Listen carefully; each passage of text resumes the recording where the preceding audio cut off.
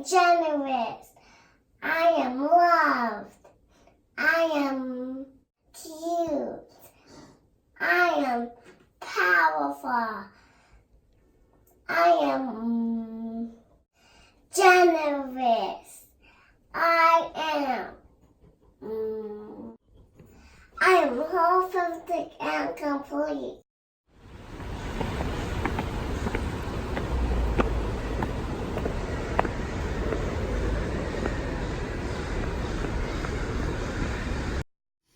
I just dropped off Leilani at daycare. Over time, what I have noticed when I work from home, I always put her down for a nap in the afternoon because they do that at daycare as well. So I wanted to keep the same patterns. What I noticed when she's at home is when I put her down for a nap, she gets extra antsy about things. She has all these questions. She needs a blanket. She doesn't need a blanket. She needs a drink. She doesn't need a drink. She wants this toy, this stuffed animal. And I'm like, dude, it's nap time. You're not going to get another drink. You're not going to get another whatever you want. Sleep. And sometimes I lie down with her and then she eventually falls asleep. What I've been doing at home that's been effective in her sleeping is I have her lie down with no toys, no blanket, and I boot camp it. I'm like, Leilani, close your eyes. No, you can't have anything. No, you can't have that. No, you can't fiddle with your hair. No, you can't fiddle with a blanket. And then within 5 minutes of being still with her eyes closed, she is out, completely out. So she does need the nap. And what she does is she fights it all the time at home. I've been noticing this pattern over time. It got extra apparent this week, I guess. So there was one time last week where I picked her up from daycare early. I happened to show up at her daycare while the kids were still sleeping. And I was looking for her. All the kids were fast asleep and I couldn't find her. And I'm like, where is Leilani? And when I looked closely, Leilani was there, lying down beside the teacher, watching videos with a teacher. And in my head, I'm like, why isn't she napping? And why are they giving her this special attention? I asked the teacher, what's the pattern with Leilani's nap time? And they told me that she doesn't really like to nap. And so someone lays down with her. Sometimes they rub her back or whatever. I'm thinking that the behavior that she has at home comes from here, the daycare, because the daycare allows her to do whatever she wants. And then she doesn't even sleep at daycare. And then she gets sick because she doesn't sleep at daycare because she fights it and she gets all the attention she possibly could want because all the other kids are sleeping. And who pays for this type of interaction? It's us at home when she doesn't sleep. And then it's us at home that end up getting her virus because she gets sick because she is not sleeping enough. So today I asked another teacher, I'm like, could you make sure that you continue not giving her the extra attention? And then this teacher says to me, oh, well, it's really difficult to do that because she gets really destructive and she starts playing with things and she wakes up all the other kids. We need to calm her down and keep her busy. So we just give her everything she wants and we give her toys and we let her watch videos. I swear when she told me that, I was so angry.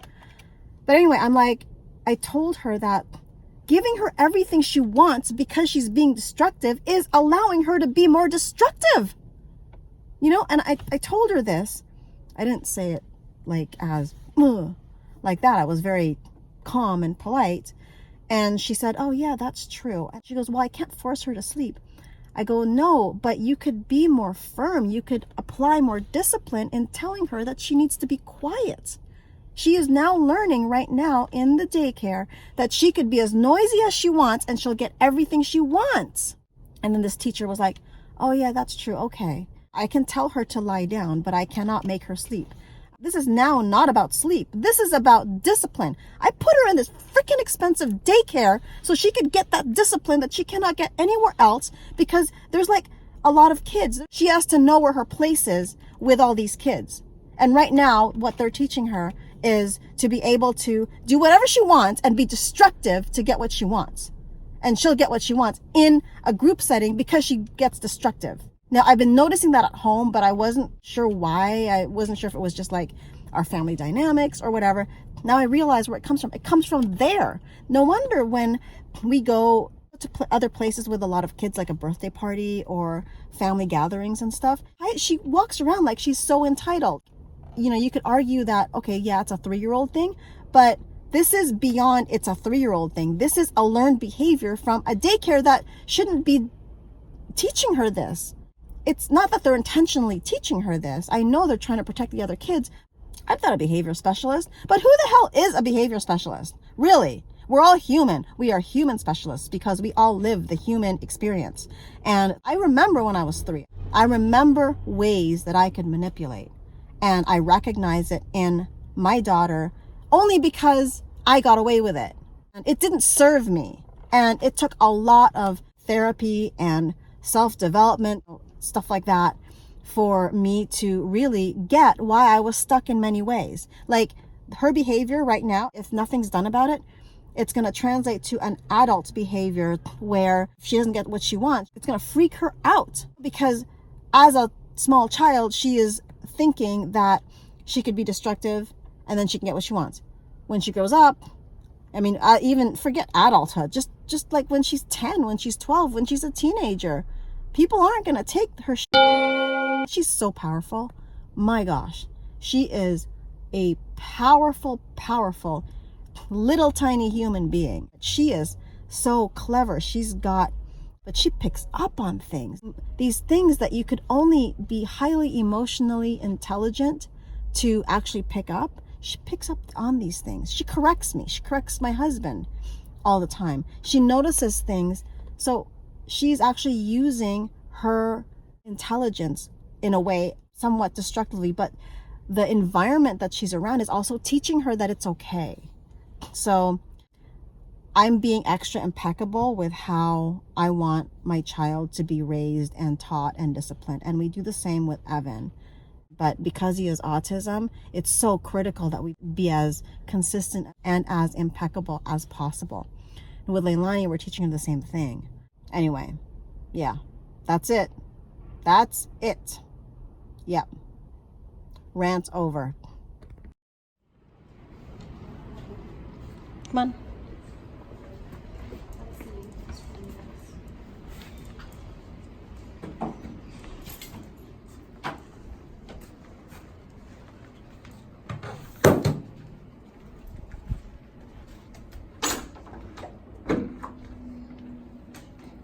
We're gonna have a meeting here, Keone.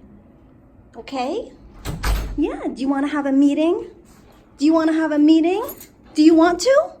Do you? You do? Okay. Okay. Yeah. It's early in the morning. Yeah. Well, it's not that early. It's like 9 a.m. And what we're gonna do today, Let's go to the doctor. yes, we're gonna go to the doctor, but my lens is dirty. Okay, that's better. So yes, we're gonna go to the doctor, but I want to practice something different today. Yeah. For you, me, and Evan. Yeah. I want to do a day of silence. Okay, let's do a day of silence, okay? Okay. So a while back ago, I did a lot of Toltec work. One of the exercises that I used to do when we did Toltec work is silence. And there's another exercise where you actually blindfold yourself all day. All of our senses are working overtime. We want to hear, we want to see, we want to speak, we want to express, we want to dance. And we don't give ourselves enough space for emptiness, because it isn't until we get to a place of emptiness that we could create, that we could successfully discover something new coming from the universe, from the environment, from the ethers, whatever. So Leilani, as we all know, talks a lot. You like to talk, right? She likes to make noise, she likes to dance, she likes to sing, she likes to scream, she likes to cry even. She hasn't created any space for her to just receive. And so I want this to be that day. And Evan too, like he verbally stims and he makes noise and he taps everywhere. So I'm going to create that even Evan sits still and in silence. It's kind of like, let's create this day to be a meditative day. Okay? Okay. That means you need to practice silence. Okay. Will you agree with Mommy that you're going to practice silence? Yeah. Okay, so that means no talking. Okay. I want you to sit in silence, and I want you to be in a state of observation. Observation. Observation. Yeah. That means looking. Look. I want you to look. Look. Yes, with your This eyes. is 3. Yes, that's 3. This is 4. Okay, I want you to look with your eyes, okay? And no talking. Okay. Can you do that? Yeah. From now until when we leave to go to the doctor. Okay. Okay? Okay. Awesome. Okay, and there we got Evan. And he's practicing silence. Good job, Evan. Good job. He's getting his foot back. As usual. And he's not feeling very well.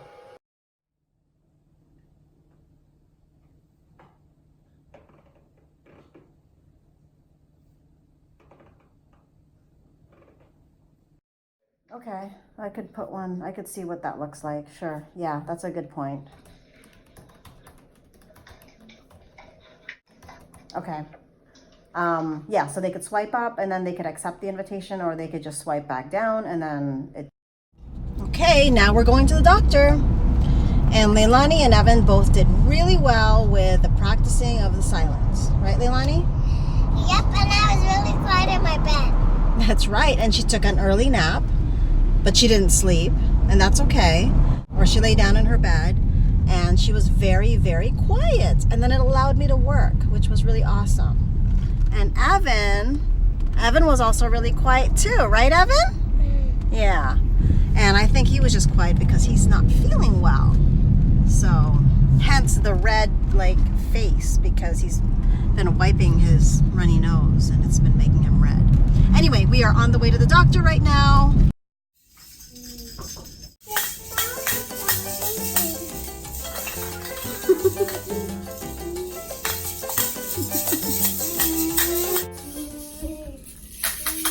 We're at the doctor's office now. Just want a needle. You're gonna get a needle.